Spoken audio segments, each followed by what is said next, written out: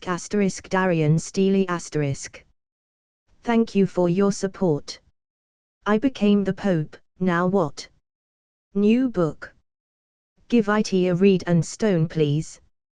Comment. 15 comments. Vote.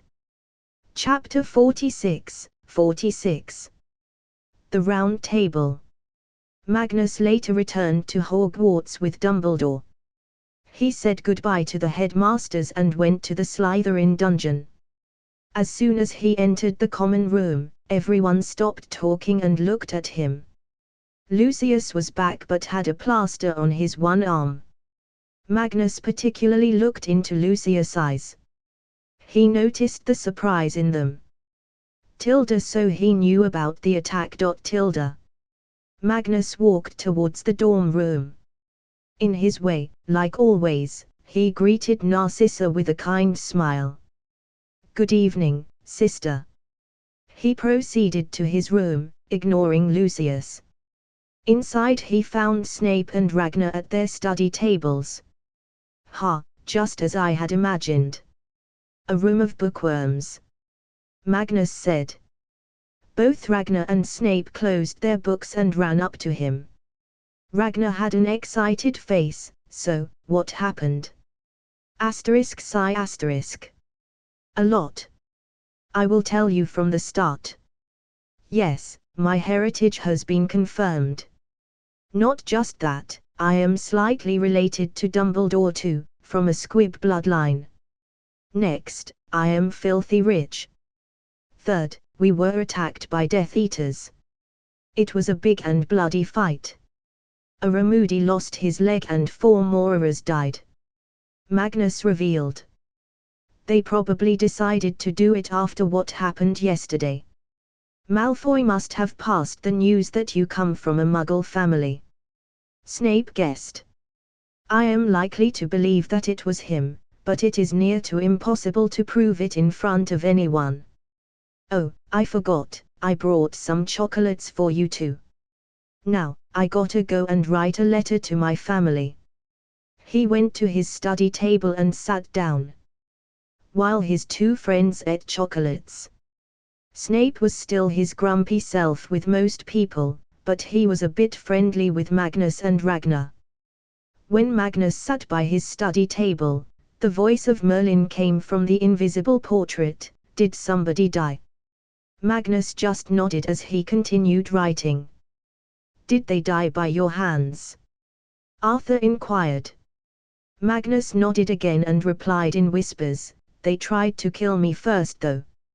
Arthur felt bad for him. That doesn't make it any easier just shrugging that you took away someone's life.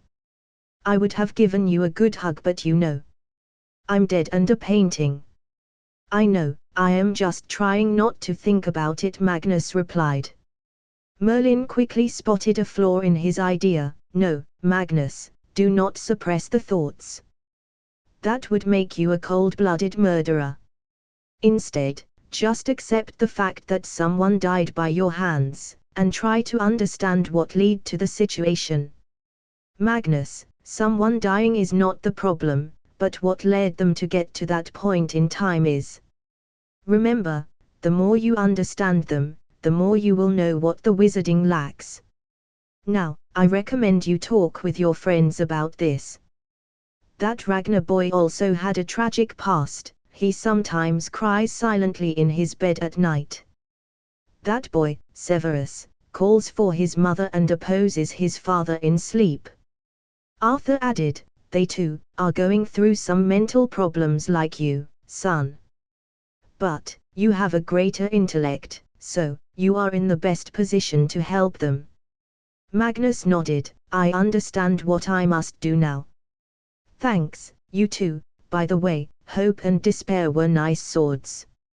Thank you. Arthur laughed. Merlin stopped him, I was the one who enchanted it, so I should get the credit. Over my dead body. Arthur raged. You're already dead, Merlin replied. Magnus ignored them and wrote his letter. He was also expecting a letter from his parents. Once done, he closed it in an envelope to drop it near the owl station later. He went to Snape's bed and joined the two in eating the chocolates. Guys, I have something to confess to you. Magnus started.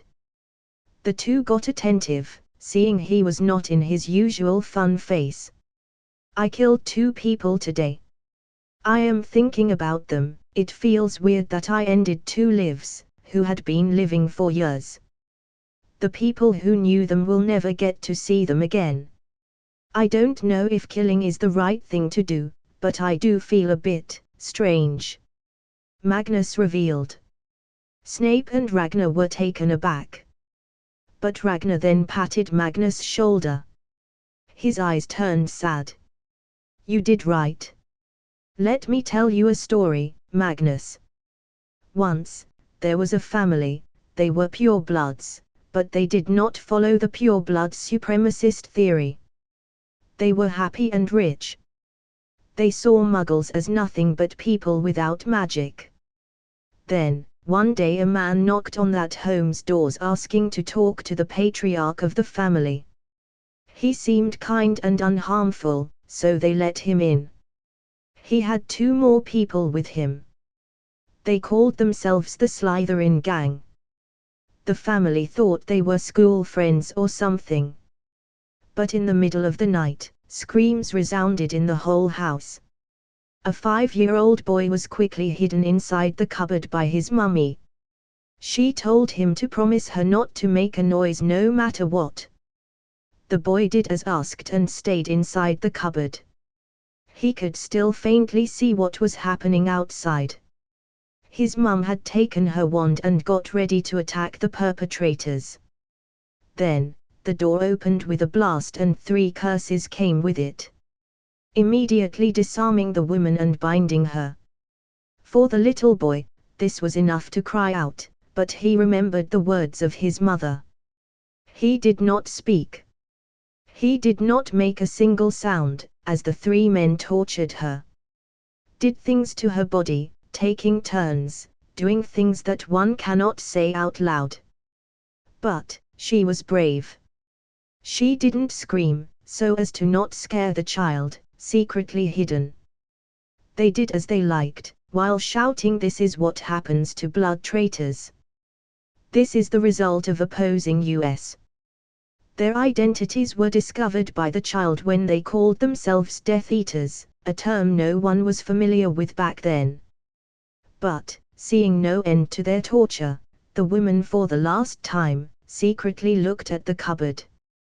Tears fell from her eyes, as if the eyes of the 2 met, even with the wooden door in between them. She then took out a small knife from under the bed and slit her own throat. The 3 men laughed as she choked on her blood, and left after that as they had done what they had come to do. The boy then finally got out of the cupboard and tried to wake his mother. But her eyes wouldn't move. He cried that night.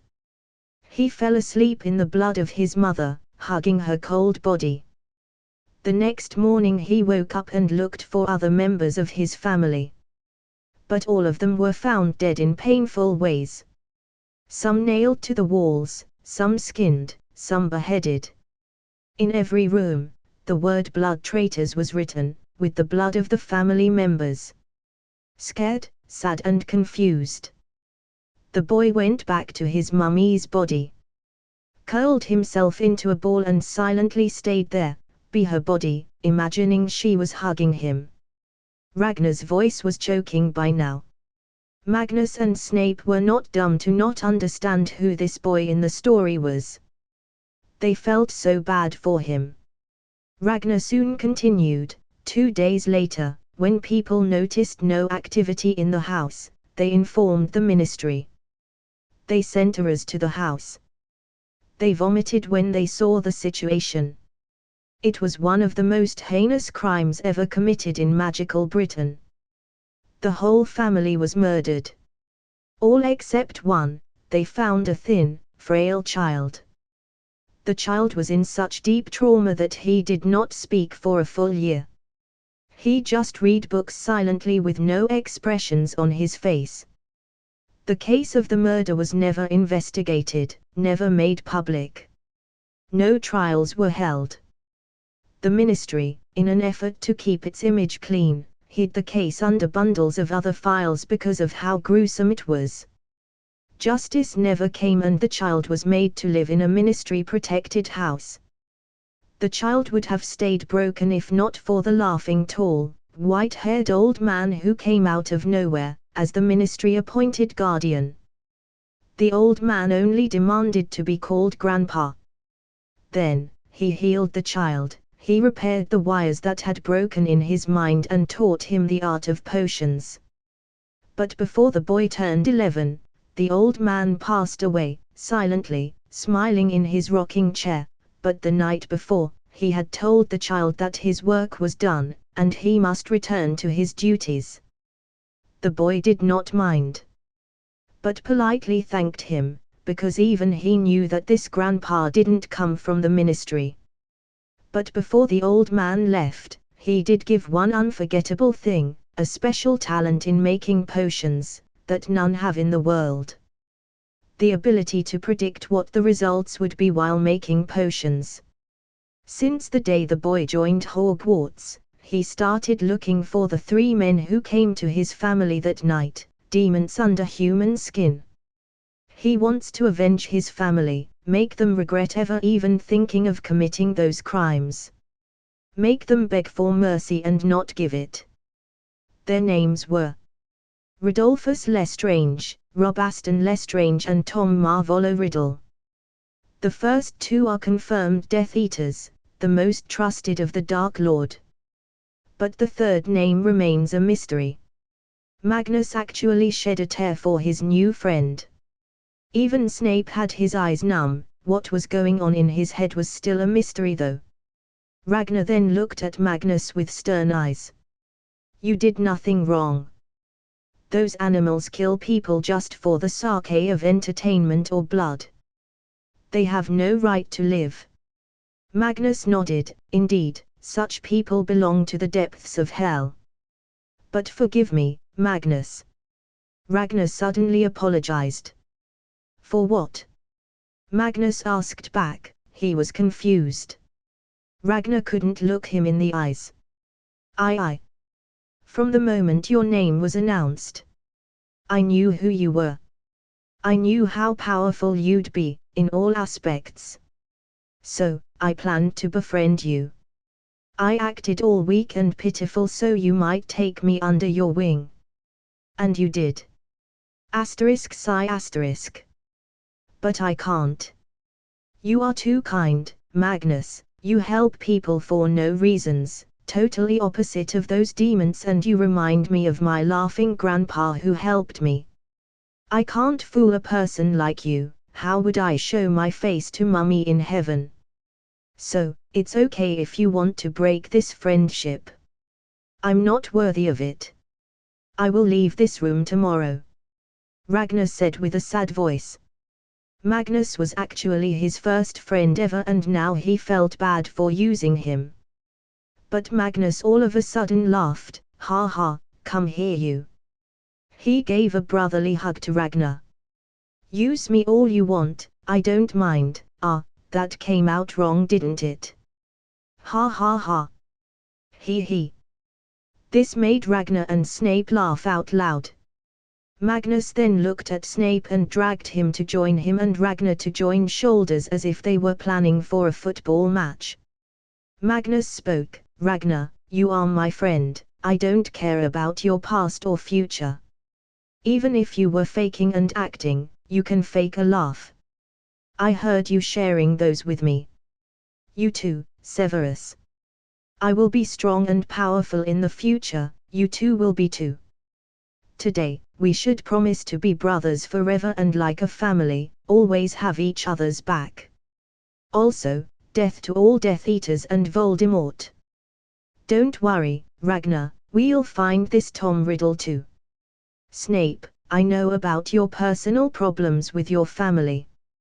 I can help you get your mother to re-enter the Prince family. Talk to her someday. Snape, with a warm feeling in his cold heart, never felt before, realized how great it is to have good friends. Till now, only Lily was his friend, but even with her, he couldn't share everything. He also avoided her as people called him names and walking with her would put her in a bad light. His cold heart was due to his family, especially his father. If his mother could really return to her family, it would be very calming. He worries for her after all. Thank you. Snape said, with a rare smile. Aye. Look at that smile on Snape's face, he's red. Magnus joked. Ragnar chuckled, well, that's still better. Look at your own face, all dirty. We knew something bad had happened out there, but we didn't ask. Magnus put his shoulder around the two's neck. Well, sorry for that. I was being a bit too depressed. Right, brothers, from now on, we shall be the top students of this school,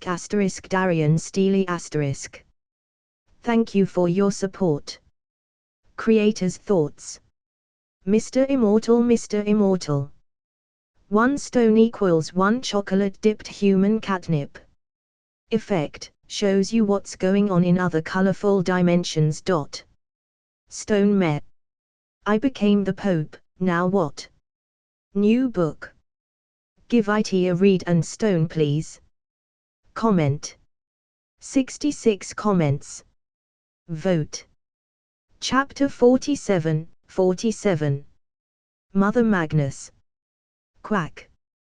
While the three friends were talking to each other, a sudden sound came from Magnus' pocket. Meow. Chad perked his head up from Magnus's bed where he was sleeping. Ah! I forgot to show you. Look at this, I found him in Merlin's vault. It is supposed to be a baby dragon, but all he does is quack like a duck. Magnus said. Ragnar and Snape looked at the little thing. It looked very cute with his big eyes, looking at them in wonder. Isn't keeping a dragon illegal? Snape questioned. Magnus nodded, yes, it is. But, I doubt the Ministry would want to make a blunder with me after what happened in Diagon Alley. Also, I will let it stay in Merlin's castle when I go there during the Christmas holidays. Do you two want to come with me? Hell yeah! Ragnar got excited. But Snape had a conflicted face. I don't think my parents will let me come. Come on, don't worry.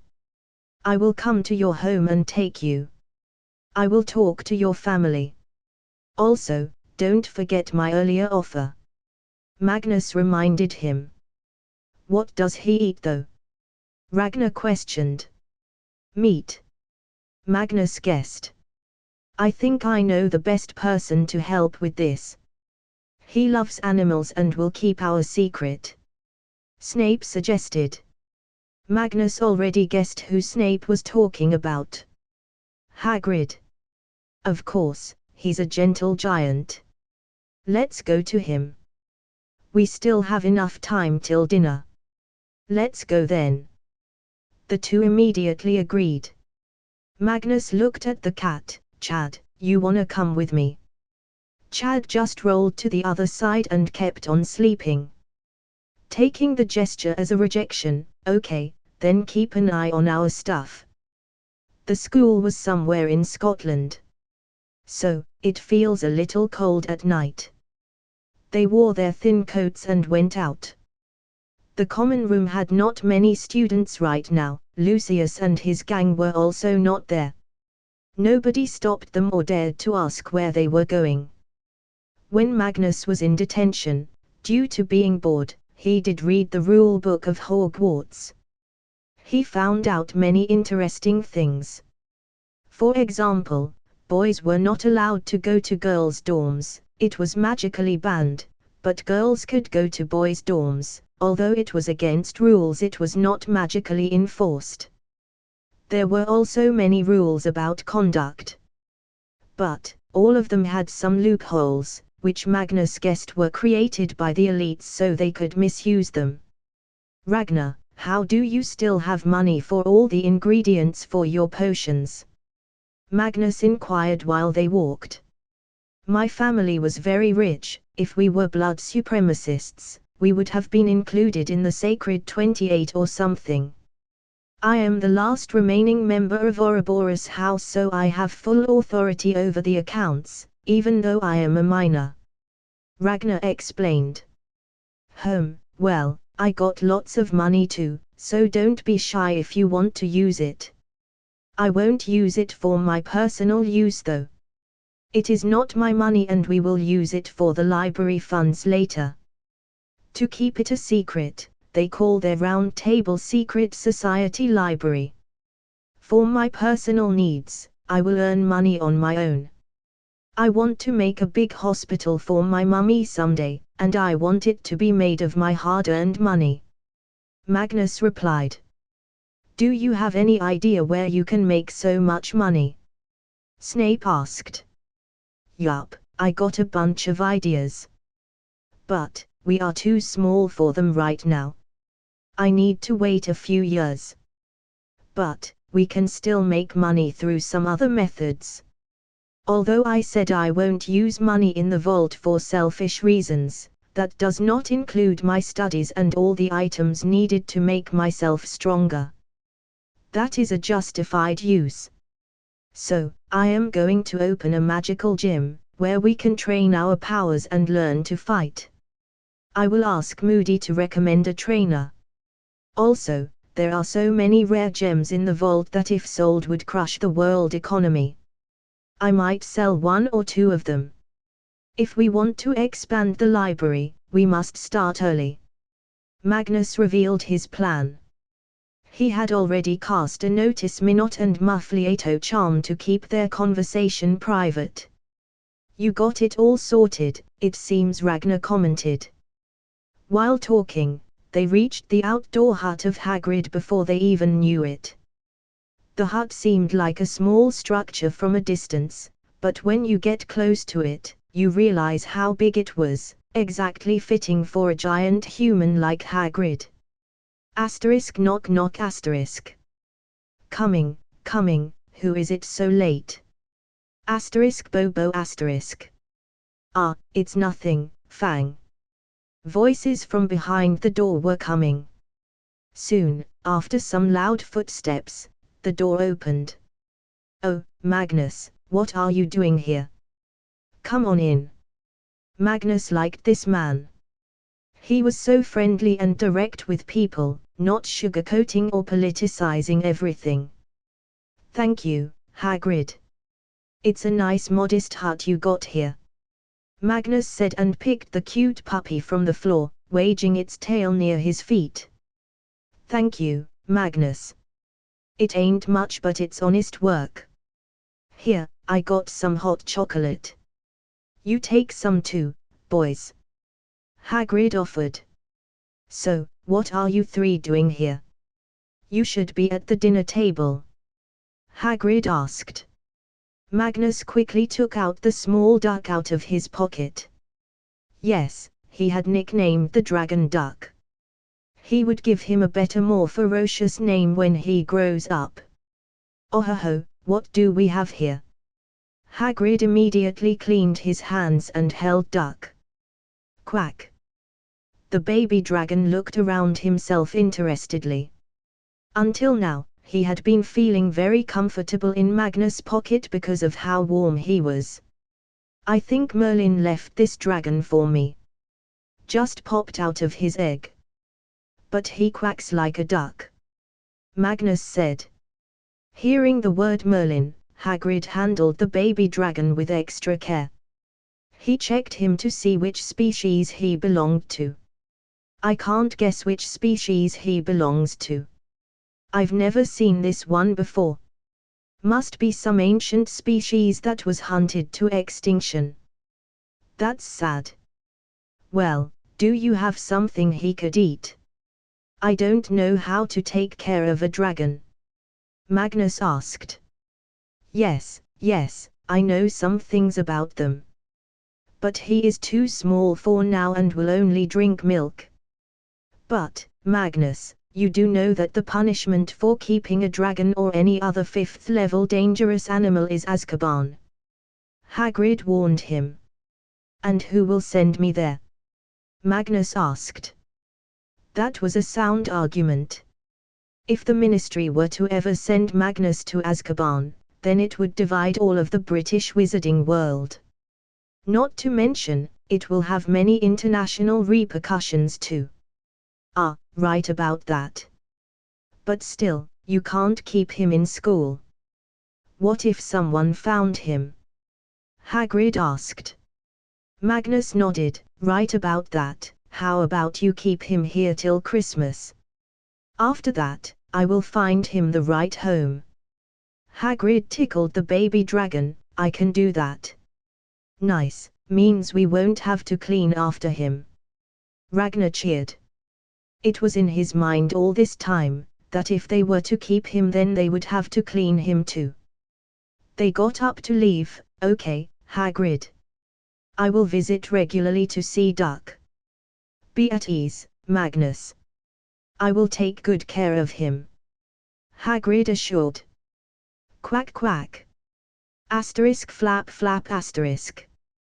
Just as they were leaving, Duck jumped out of Hagrid's palm and ran to Magnus' feet and started jumping. Quack quack. Magnus picked him in his hand. Then, Duck jumped right into his pocket and made himself comfortable. Snape chuckled. Congratulations, Magnus. You are a mother now. Magnus felt helpless. I guess I will have to take care of him on my own. Can you give me a milk bottle for him? Hagrid gave him the one he used when Fang was a newborn puppy. Take care of him. If you need anything, just come here, Hagrid said, absolutely worried for the little dragon. But he understood that the dragon was more attached to Magnus. The three then left the hut. Magnus looked at Ragnar. I guess we will have to clean after him anyway. Okay, we'll do it in rounds. I do it for 3 days, you take 2 each. Hey, he's your dragon. Why do we have to clean his poop? Ragnar protested. Magnus folded his hands. Really? Then I guess you don't want to ride on his back when he grows up. Just hearing that, Ragnar's eyes glowed. Ah ha ha. I was kidding, Magnus. Of course, I will take care of the little duck. Magnus then looked at Snape. He was really good at keeping a poker face, but Magnus was also good at reading subtle hints. What about you? Fine, I will do it. He scoffed and went faster than the tree. You can see Hagrid's hut on my Discord, https://discord.gg/dghkrn, or see them on Instagram, https://www.instagram.com/Mr_immortal_novel.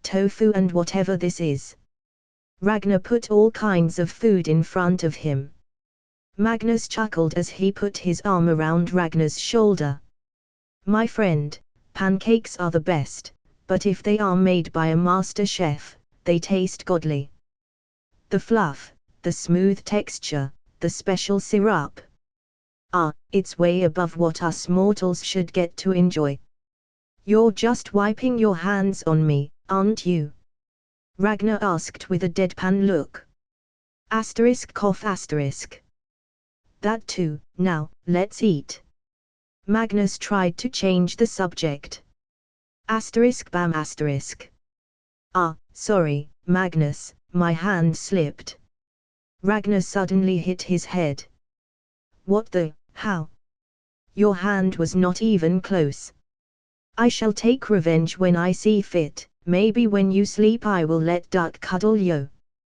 Just as he was speaking, he was interrupted by his bane, his enemy, Emma.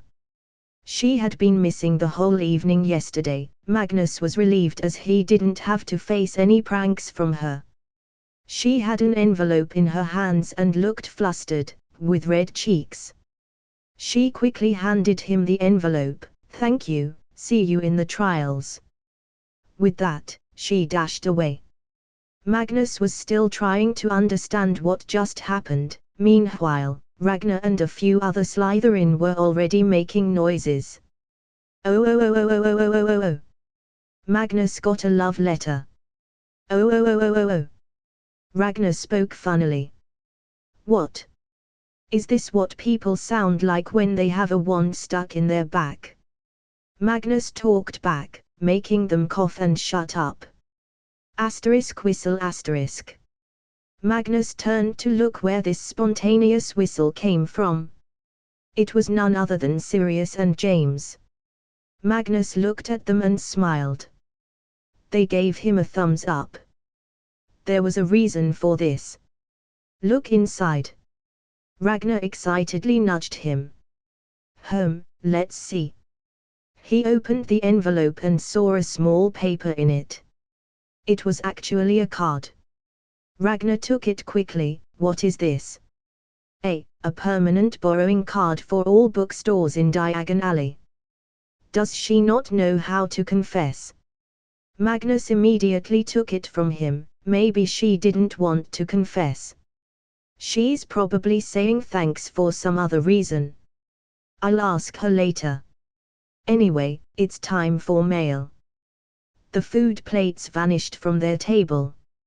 Soon, a beautiful orange owl came in flying. It directly landed in front of Magnus.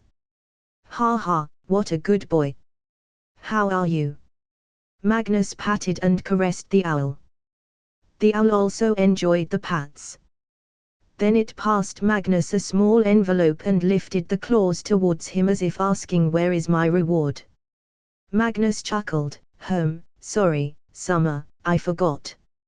He had named the owl Summer because its orange color made Magnus remember warm summer. Summer got sad and put its claw down.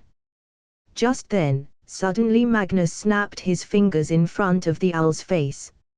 Out of nowhere, a piece of cooked meat appeared. Ha, I was just kidding. How can your hard work be unpaid? Here, eat slowly. Magnus said laughingly. Summer jumped for a few seconds in happiness and rubbed her head on his chin. Then happily ate the meat, not caring for any danger around her as she felt safe near Magnus. Once done eating, she looked at Magnus, raised her claws and did a fist bump with him. Then she flew away to do more work. How do you get along so well with animals? Snape asked. He was actually envying him because if he could also get so close to animals, then he'd be able to harvest materials for his potions without spending money. I am a natural charmer, I guess. Okay, let's see what my mom and dad sent me. He happily opened the letter and read it internally. Letter. This is your mom, sweetie. We are happy to know you are doing well. The things you sent us are also very interesting. Last evening, your dad got a cat's vomit-flavored candy. It was funny but also horrifying to think that at some point someone tasted it to know its taste. We are in good health and very happy, but we miss you dearly and can't wait for Christmas to come. Keep studying hard and don't forget to enjoy yourself. Eat good food, don't keep on eating the pancakes. It must be cold there, so wear warm clothes. How is your health? If your fever returns, quickly tell the doctor there and also inform us. I cannot say this enough, we miss you. Love you, your mummy. Hey, son, this is your dad. She has already said it enough times, so I will not. But I get bored these days, there is nobody to ask me silly questions. We met Bobby the other day and he seems to be taking everything well. He has started his school, but I guess he would not share what happened there with anyone but you. He will send a letter in a few days, he said.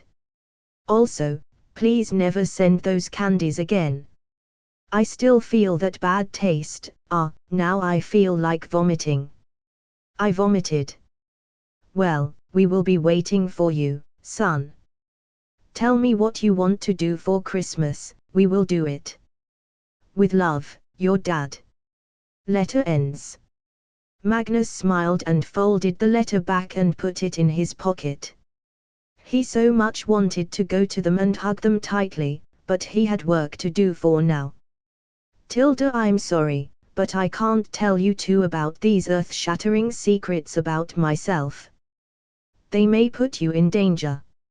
I need a bit more time, to get stronger, then, we will live like true fat kings. Tilda, he thought to himself. Gathering his thoughts, Magnus looked around himself. It was time for the great prank as the breakfast time was about to end. He looked at Sirius, who also stole a glance at him.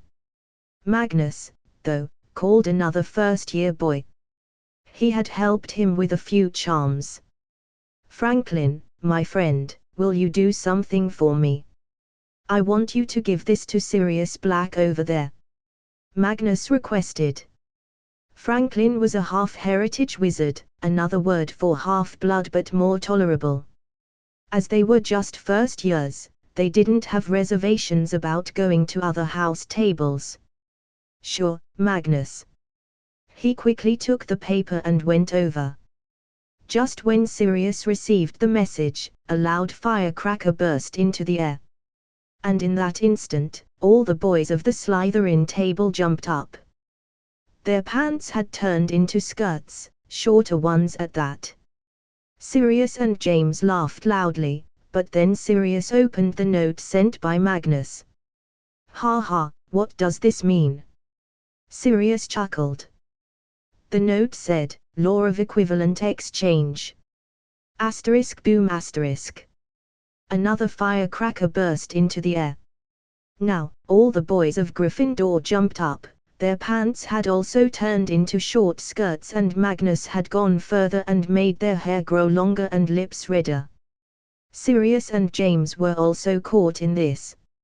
Meanwhile, Magnus, Snape and Ragnar were unaffected. Ha ha ha, look at them. Magnus laughed loudly. All the Slytherin students laughed, feeling much better because Gryffindor had it worse than them. You. Sirius angrily threw a piece of chicken at Magnus, but he caught it and started eating. However, this action of Sirius incited more turmoil and it soon turned into a food war between the two houses. Magnus was unaffected by it, he would sometimes catch food and eat it, while sharing it with cute little duck in his pocket. Ragnar and Snape were hiding under the table. Professor McGonagall was about to stand up and shout but was stopped by Dumbledore. He was smiling and looking at what was happening. Look at their faces, Minerva. They are not fighting, they are playing. Usually, it would be only one side getting pranked, which would increase animosity, but today,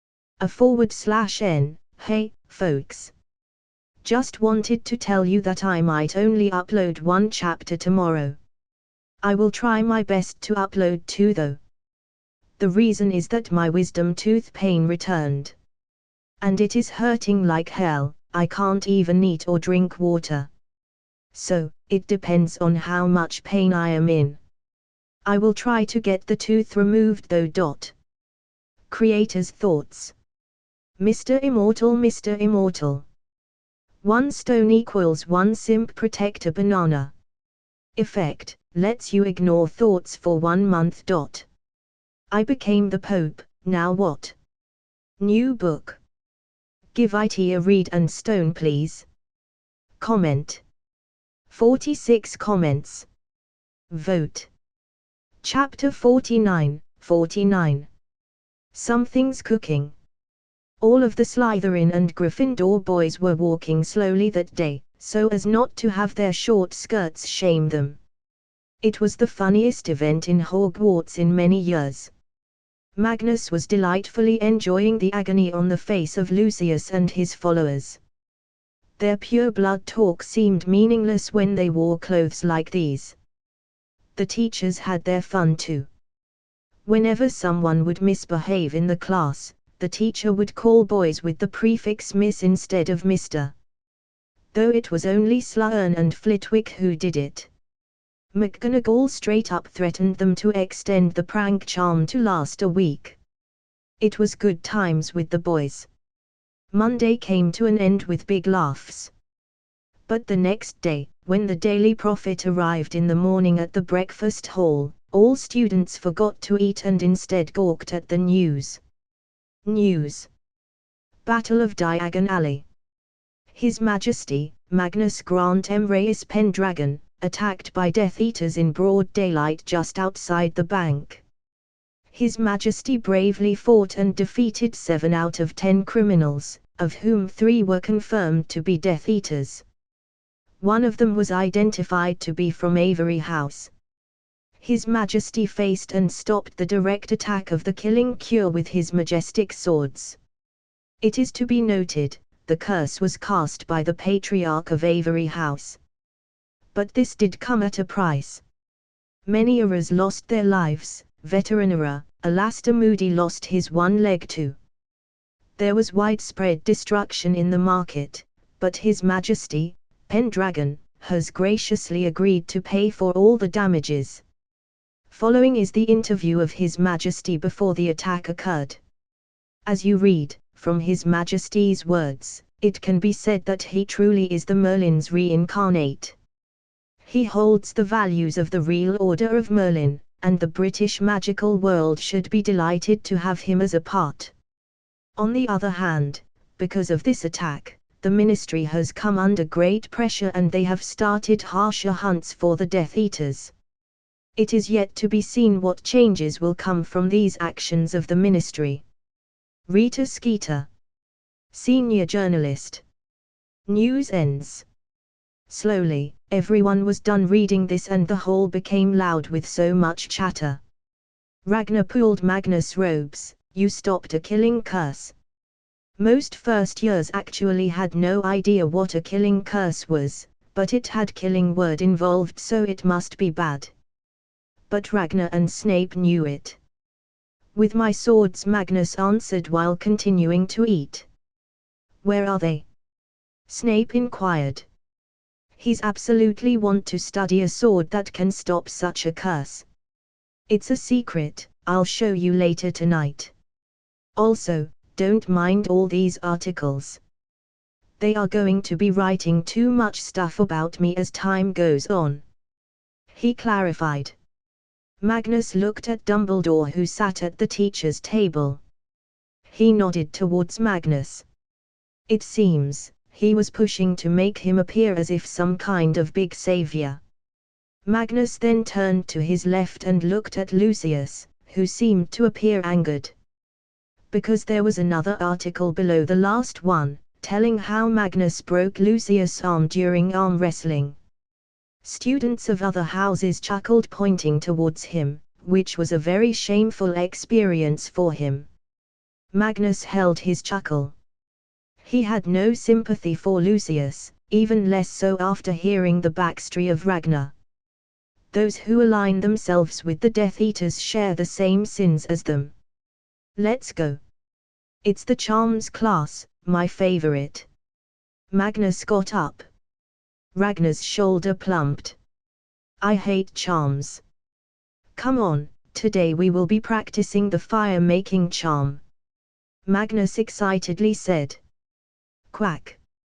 Hearing the word fire, Duck also got excited for some reason. Snape scoffed, Ha, you already know these charms, why even waste time? To make memories. Magnus replied and went to the class. Magnus had left, but Lucius and his gang remained seated.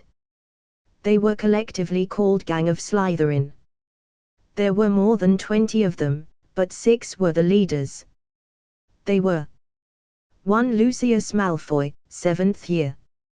2. Gasper Avery, 7th year. 3. Narcissa Black, 6th year. 4. Evan Rosier, 5th year. 5. Mulciber II, 4th year. 6. Wilkes, 3rd year. These were all purebloods, belonging to influential families. But all they did in school was target Muggleborn and so-called blood traitors. It was that Pendragon, I know it. Only he was unaffected by what happened yesterday. Only he did not have a skirt. Mulciber raged. We need to do something. That bastard got my father caught. He'll be sent to Azkaban now. Gasper Avery said. Lucius stayed quiet for now. Narcissa too, as she did not like talking about this topic. She was still contemplating if she had chosen the right path for her future. Lucius raised his hand to make them stop speaking. We cannot harm him. The ministry gives too much importance to him. I am sure the school administration would do the same. But, as the talking hat said, he has the values of all 4 houses. This means he is loyal to his friends. To hurt him, we break his friends. Do not target Snape, he is a good potion maker. We can use him. Ouroboros, on the other hand, his family was murdered by Death Eaters because they were blood traitors. I'm sure he won't join us in this life. Target him. When nobody is nearby, beat him up. But do not be seen. Are you sure about this? They are first-year kids. Narcissa asked. He's a blood traitor, this is justice, Lucius replied. So are we going to let that boy go? My father will be tortured because of him, Lucius. Avery argued. I know, Dark Lord must have a plan to get him out. As for Pendragon, we will find other ways to get to him. Go to your classes now. He ordered. In the meantime, Magnus had no idea that someone was trying to mess with him and wanted to make him show his other flawless powers. Currently, he sat in the charms class. Okay, you can all try now. Say it clearly, Incendio. Professor Flitwick taught them. Asterisk poof asterisk. Ragnar's wand made a farting noise. Oh man, I hate this. Magnus and the whole class chuckled. I'll help you. I think you lack imagination and concentration. Try to imagine the fire while concentrating on it coming out of your wand. Try to feel the flow of magic in your body. Ragnar nodded. He took a long breath and did as asked. Asterisk pop asterisk. This time, a matchstick-sized fire came. Ha ha ha, well, it is still progressing. Why don't you do it then? Ragnar talked back. I would rather not. Magnus denied. Heh, you can't do it. Ragnar smirked. Asterisk sigh asterisk you asked for it. Magnus pointed his wand towards the small paper they were supposed to burn.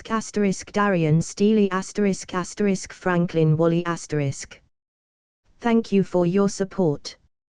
Creator's thoughts. Mr. Immortal. 1 stone equals 1 toothache reliever banana. Effect, cures the gorilla. I became the Pope, now what? New book. Give it a read and stone please. Comment. 34 comments. Vote. Chapter 50. Cowards. Whistle. As soon as the sound came, Madame Hooch threw the ball in the air. Not too surprisingly, against Magnus, Emma had come forward as her team captain. Are you ready to lose, dragon boy!" she taunted. Magnus snorted, "Ha, too much confidence will be the reason for your downfall." The quaffle was immediately taken by Magnus. But, just as he did that, the bludger on the female side was thrown towards him. It was not just once, the three beaters had surrounded him and were throwing bludger towards him again and again. Magnus understood their technique, they only saw him as a threat and were focused on stopping him, while Emma was free to take care of the rest. They now just needed him to lose the quaffle. But he smirked. They were underestimating his team. He had instructed Ragnar, Darian and Doug to hit the brooms with their bludger and not the player. He gave them a quick class on the center of gravity and taught them how the center of gravity of a person on a broom is on their chest. So, if they were to move the broom too much, their center of gravity would destabilize and they would fall easily. He. The three beaters of the boys' team chuckled. They then put the opponent beaters in their line of sight and threw the bludger. Asterisk bam asterisk. Ragnar threw it first. Yes. It worked. He cheered up as a girl fell down on the grass below. Magnus found the opportunity and went ahead to the goal. Emma had not expected this, so she tried to chase him. "Ha ha, this dragon boy is fast, Emma," Magnus taunted her. Asterisk ting asterisk. Magnus smiled widely at Emma as he made a goal. "You were saying something, Miss Emma." She huffed at him and went to her teammates. Magnus was enjoying the match. In fact, Magnus had read the book of rules related to Quidditch. He knew all 700 fouls that could be committed. Shockingly, in the finals of the 1473's World Cup, all 700 fouls were committed. These included transfiguring of a chaser into a polecat, attempted decapitation of a keeper with a broadsword, the release of 100 blood-sucking vampire bats from under the Transylvanian captain's robes during the game, setting fire to an opponent's broom tail, attacking an opponent's broom with a club, attacking an opponent with an axe. The old times were crazy times, that was for sure. Magnus continued the game and slowly, both sides scored. He had a pretty strong team, but Magnus' decision to force Snape to be goalkeeper had come to bite him on the ass. Snape was so bad at it. He was unable to guess where the quaffle was going to hit, as he was bad at recognizing the feints that Emma and other chasers were making before throwing the quaffle. His control over his broom was also not very good. Slowly, the game reached the last stretch and it was time for the final play. Emma had possession of the quaffle. She was zooming towards the boys' side. Dodging the bludgers was easy for her. In the end, Magnus was her final opponent. Both of them sped up towards each other at full speed. Hair, is he mad? We would get so injured if we collided like this. Emma thought. But she saw that Magnus was not slowing down at all. Is he crazy, Asterisk whoosh asterisk. She saw a big smile on Magnus' face. He's going to stop at the right moment, right, 10 meters.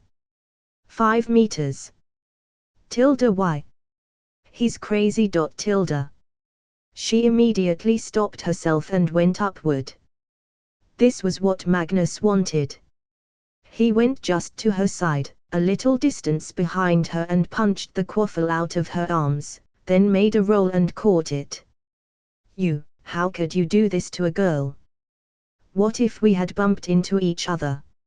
She complained girlishly, which she was obviously faking. Magnus laughed. I believe in gender equality, Ms. Emma. With that, nobody could stop him and he scored a good easy goal on the girls' side. Asterisk whistle asterisk. There was no reward for winning except the right to gloat over the win and shove it to the girls' faces whenever they argued with them. The match ended with the class ending at the same time. They had sweated a lot, so Magnus and his friends headed back to the dorms after that. They had no classes for the day now. Guys, I need some books. I'm going to the library, Ragnar said and left. He needed books for some new potions he was going to try. He was already past the point of learning from books and was now secretly trying to experiment to make new potions. Although he had told Magnus that he was rich and had a lot of money, he did not. Initially, he did, but in the past few years, he had used it up in his potion making. Now, he needed to invent a new potion to make some money from it. He could have asked Magnus for money, but he did not want to do this as his first act in the round table. Magnus and Snape returned to their room. While passing by Snape's study table, he saw a book that interested him. Legilimency, Magnus muttered. Snape picked the book and gave it to him. Read this. I believe that if we truly want to make an impenetrable secret group, then we need to have the ability to shield our minds from being read. Legilimency is the art of magically navigating through the many layers of a person's mind and correctly interpreting one's findings. Occlumency is the opposite of it and shields your mind. Snape explained. So it's like mind reading on a whole other level. I can see how it will benefit all of us. Okay, from today, we three shall practice this every day, Magnus decided. He appreciated Snape taking a step forward in their group. This meant that he now really considered a part of the group wholeheartedly. Hogwarts Library.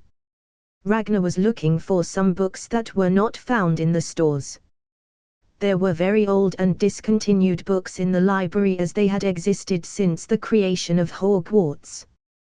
He was looking around the whole library's potions section to find some inspiration or an old book with the knowledge he did not have. He was also happy that he had already been invited to the Slug Club by Professor Slughorn. Magnus and Snape were invited too. Though he guessed that Magnus was invited because of his influence rather than his talent in potions, still, he understood that Professor Slughorn does this to ensure an easy future for himself because he knows that all these bright students will hold high offices or will be super rich in the future. But when he was busy with his work, he heard some voices. Well, what do we have here? A blood traitor. All of a sudden, Mulciber, Gasper Avery and Evan Rosier appeared. They surrounded him. Ragnar scoffed, if being one of you means bullying young kids, then I'd rather be a blood traitor. You talk too much. We thought you were a meek little type, Mulciber crazedly said. He was already one of the crazy types with no control over his mouth and actions. Ragnar chuckled, I didn't ask you to describe your manhood. Too much pride, boy. You're going to face the consequences for what your friend did. Do you know, because of him, my father is going to Azkaban. Avery spoke. He was the eldest of three. Too late, I must say. Avery, such a great name of a great house. Destroyed by hypocrites and racists. Your ancestors must be rolling in their graves with pride. Ragnar talked back with no reservations. He had a deep hatred for all of them. Avery took out his wand, his eyes turned redder in rage. You think you're some big shot? Nobody's coming here to save you. That Merlin's bastard is in his room. Now, which finger should I take? The one between your own legs. Using it would just spawn more abominations anyway. Ragnar insulted him. TSK. Cruci. Before Avery could complete his words, Ragnar had taken out a small test tube from his pocket.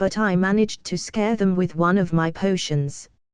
Hearing that, Magnus got up with full seriousness. He put Duck on the side gently. Snape was also done with extinguishing the fire and repairing everything. He too got serious. "Snape spoke first, so they will come after me too then." Magnus shook his head. "No, I don't think so. Chances are, they will try to recruit you. Your potion-making talents are exceptional. They would have tried to recruit Ragnar if he did not have a bad history with their cult." "That is even worse than trying to bully me," Snape muttered. Ragnar chuckled. "Well, we just gotta be more careful now. Lucius and Avery are both in their 7th year. They are the brain and muscle of their group. They will graduate soon. So, we just gotta tolerate till then." Magnus agreed. "Yes, as soon as they are gone, we will seize the Slytherin house.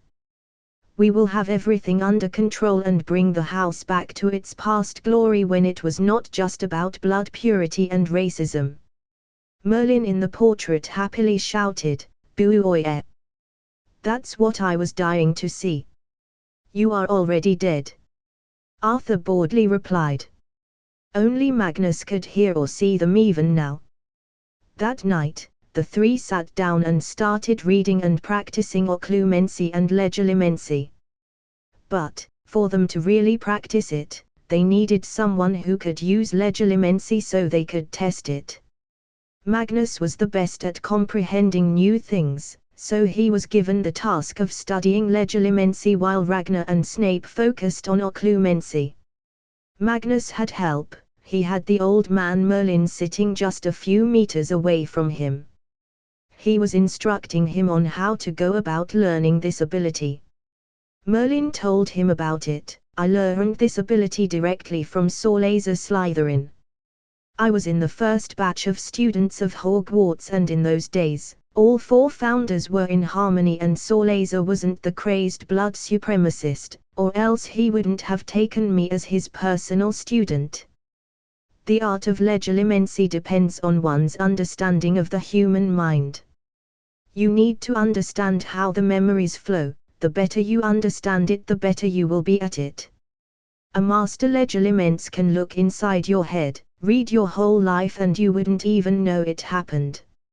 I do not think anyone is at this level anymore because with time this art was also given less importance. Salazar was the best I had ever come in contact with. That old man once found out about the girl I like even before I knew I liked her.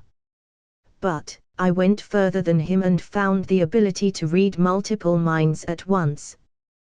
Ha, they don't call me the greatest wizard of all time for nothing." Merlin gloated.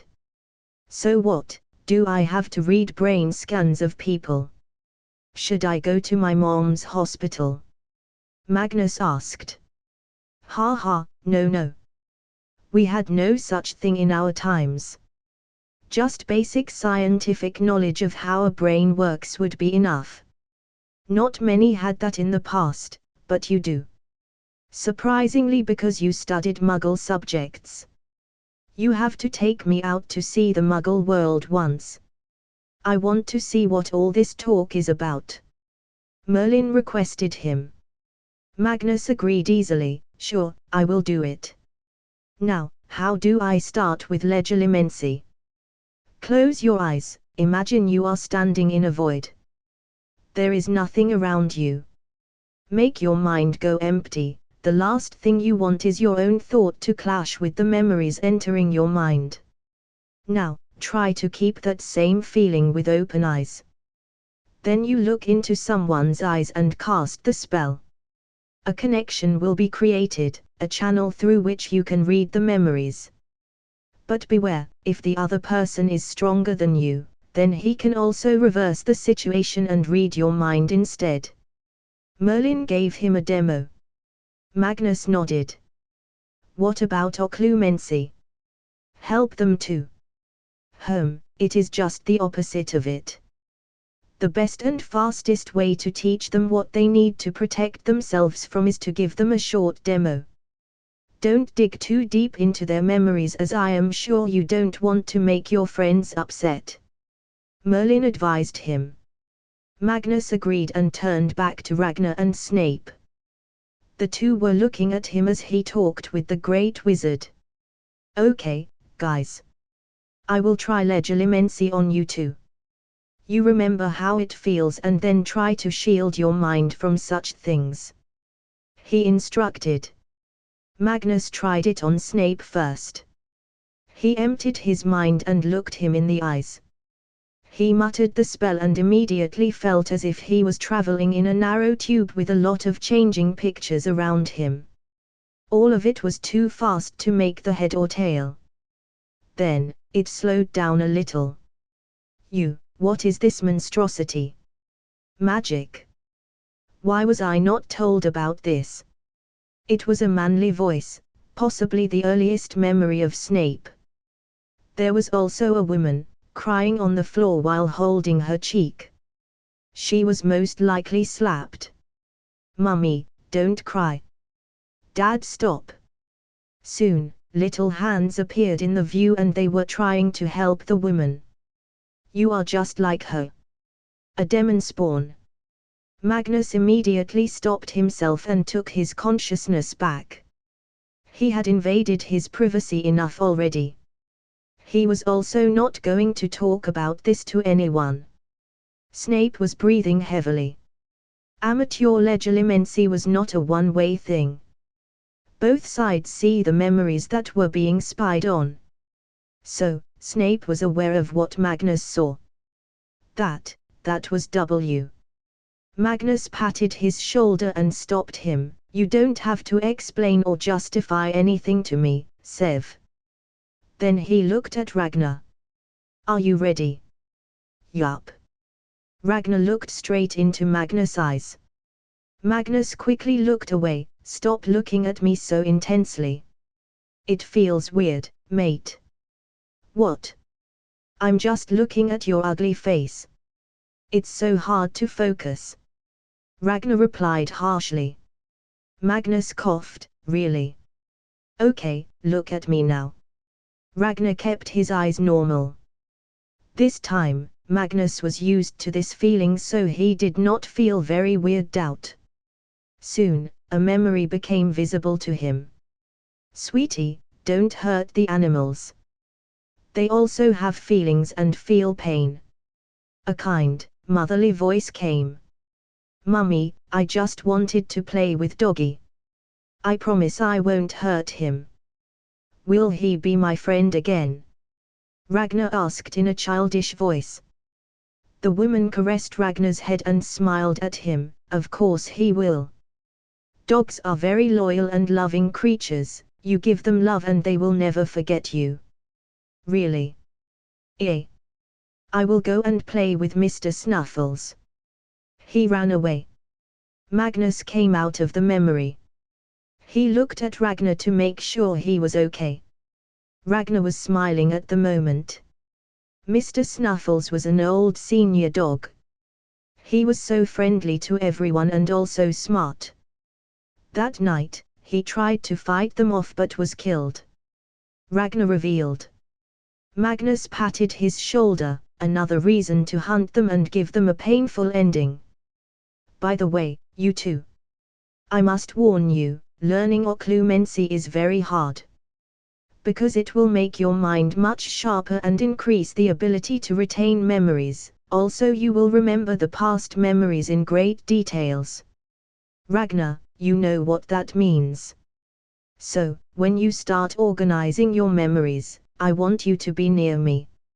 Or it might affect your well-being. Ragnar nodded. But, he actually didn't need to worry as he still remembered everything like it happened yesterday. He refused to forget it, not until he sees himself skinning the criminals with his hands. Okay, enough for today. Let's go to sleep. We have the astronomy class in the morning tomorrow. Magnus reminded them. I don't like astronomy, Snape commented. Magnus chuckled. Believe me, you will say thanks to learning this in the future. Discord,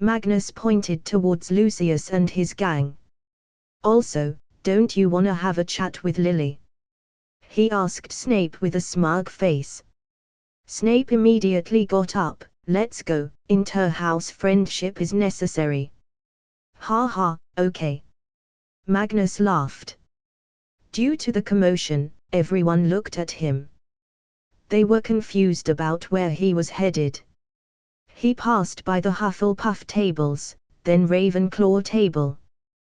When he reached the Gryffindor table, all the students got tensed. Magnus went straight to Sirius. He was keeping an angry face with brows furrowed as if he was angry. What? Sirius asked nonchalantly.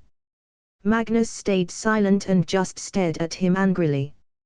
After a while, Sirius noticed that everyone was looking at him. Hey! What did I do? He questioned. Ha ha ha! Magnus laughed suddenly. Move it and give me some place to sit. I'm gonna eat with my friend today. So what if you're in Gryffindor? It's all the fault of that old hat, it should be burnt and let go. Magnus said. Sirius smiled widely and moved his ass to the side. On Magnus's left was Ragnar and on his right was Sirius. On his opposite side, there was James and Snape. Lily was on Snape's left, where other girls sat. She was very energetic and welcomed him happily. Meanwhile, Sirius introduced his two more new friends. This is Remus Lupin and that one is Peter Pettigrew. Remus is a straight-A student and Peter, well, he's trying. Magnus shook their hands. This one here is Ragnar, you know him probably. Of course, Sirius knew about the family background of Ragnar and honestly felt bad for him. Sirius shook Ragnar's hand. I might be a black but I'm not an ass like them. Heh, good to hear that. Any black not in Slytherin must be better anyway. Ragnar replied. I heard you are interested in Quidditch. James spoke suddenly. Magnus nodded, yeah, a little. Might try at the tryouts tomorrow. James puffed out his chest, well, I already got selected as new Gryffindor's Seeker. Is that so? Then don't mind me if I also become a Seeker and beat you. Magnus said confidently. All challenges are accepted, I just know nobody can beat me. James proudly replied. He may not be as much trusting in his magical abilities, but Quidditch was something else, it was like his white powder. Ha ha, wanna bet? Magnus asked. What's at the stake? James inquired. Your Honor. Loser has to make a round of Hogwarts, in no clothes except an underwear of other one's choice. Also, the loser pays for the latest Nimbus 1500 for the whole winner's team. Magnus proposed. Pin drop silence ensued on the whole Gryffindor table. Everyone looked at James' face in anticipation, Sirius too. Today, James just realized that Magnus was a bastard of the highest order. He probably came here to do exactly this. So, do you accept this challenge or one of us out? Magnus asked with a scheming face. Tilda looked at his face. This was a trap all along, James cursed internally. He looked at Sirius's face, in the hope of help. But Sirius shrugged his shoulders. James gulped his saliva. If he agrees to it and loses, not only will he lose his money but also honor. But he had no choice right now.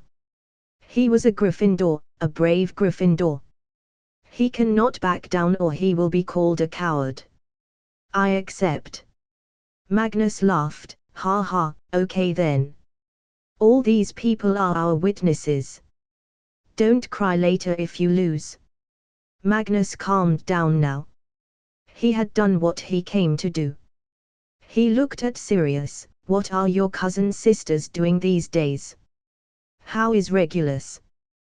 He's coming to Hogwarts next year, right? Sirius nodded. Well, the family is a mess. I'm gonna get a beating when I go back. They hate Gryffindor. But I am very proud of Andromeda. She married a Muggle-born, Ted Tonks, a lawyer, against the family's wishes. Though she was disowned by the family. But my eldest cousin's sister is super crazy. She married, or we can say, sold off to the crazy fanatic Rodolphus Lestrange. My family wants to broaden their reach, it seems. As soon as Magnus, Ragnar and Snape heard that name, their faces turned to Sirius. Ah, he's already a Death Eater, isn't he? Is your family also aligned with the Dark Lord? So, it is possible that in the near future, your cousin's sister might attack me? Magnus inquired. Sirius was a bit nervous at the moment. Magnus, you gotta understand. I do not align with them. They do not define me. And if she does attack you, kill her if you can. At least it will put her out of her misery. All kids of black household are cruelly taught to be cruel since childhood. It did not affect me, but it did break Bellatrix's mind. I believe you, Sirius. You are in the clear. But, do not mingle with your family. It will only bring you more trouble.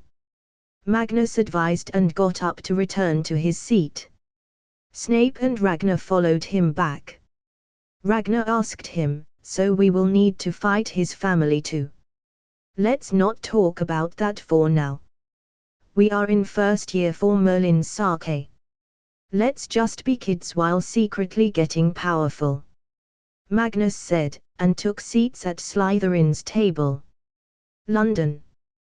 Bobby was making the best out of his time. He was leading a team of young and aspiring students in his school.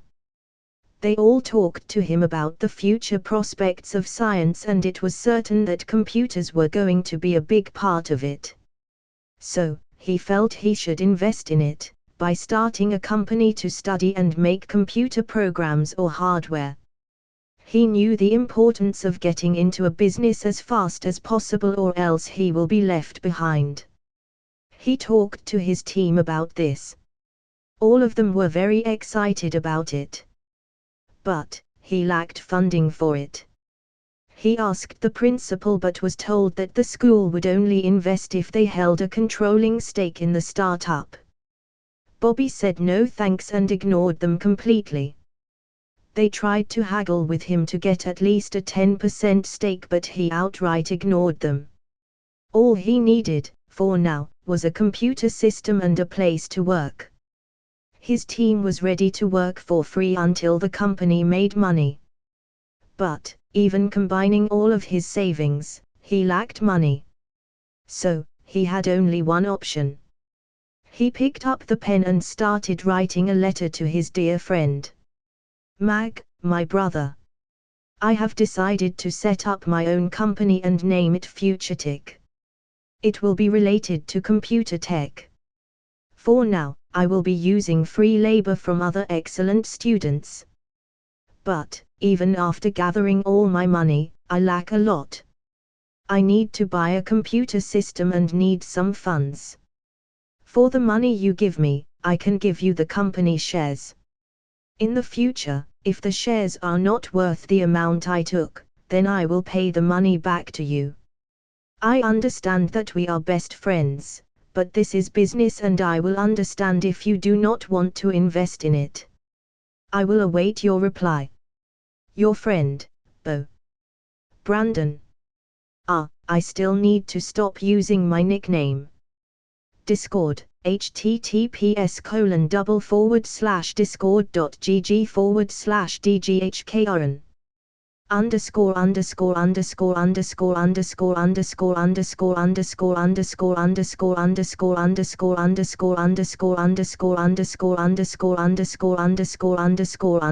_______________________________________________________________________________________________________________________ You can read 20 advanced chapters or my Naruto fic on patreon.com/Mr. Immortal. Special thanks to Douglas Flower ***** Umar Latif ****, Julian Ricamera ****, Darian Steely ****, Franklin Wally ****. Thank you for your support. Creator's thoughts. Mr. Immortal. 1 stone equals 1 golden banana stuck in a fluffy donut. Effect, super strength for 1 day. Degree. I became the Pope, now what? New book. Give it a read and stone please. Comment. 27 comments. Vote. Chapter 53. Computers equals future. That night, after the mind arts training, Magnus opened the computer science book and started studying it. The more he read, the more excited he felt. It showed how to communicate with machines, the use of 0s and 1s. It was new to him but so much exciting. But, when he read that most of the research was going on in America, he felt a bit saddened. Why the hell were people of his country not investing in this? This Intel company seems interesting. They are going to introduce the world's first microprocessor, the Intel 4004. Can I buy the company? Oh. They are going public this month. Wait, what does going public mean, tilde?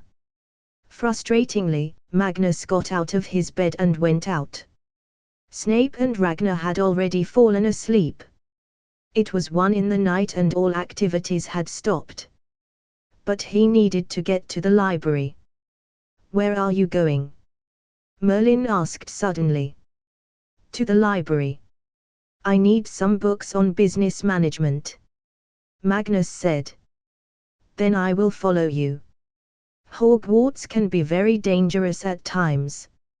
Merlin warned and started following him through all the different portraits.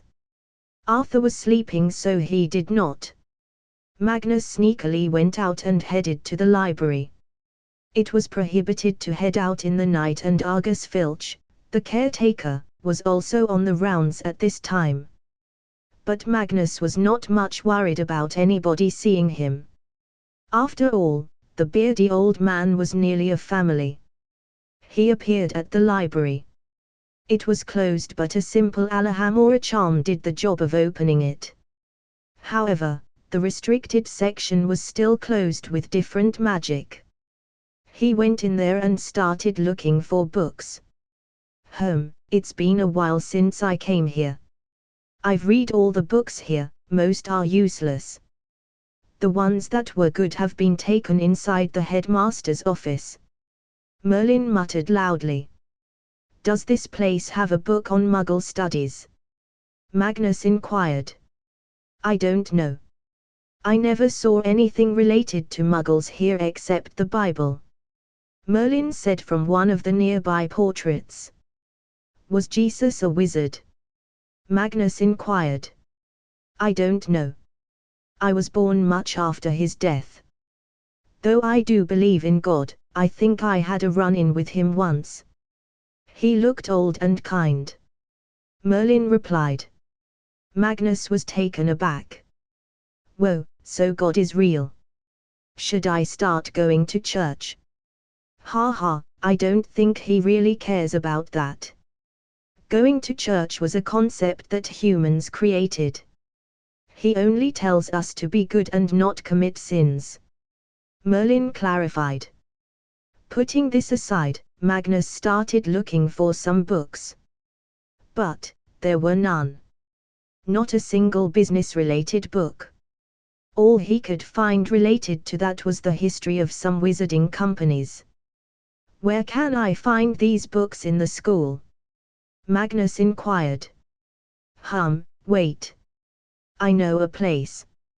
I made it after all, how could I have forgotten this? Go to the 7th floor. Merlin spoke quickly.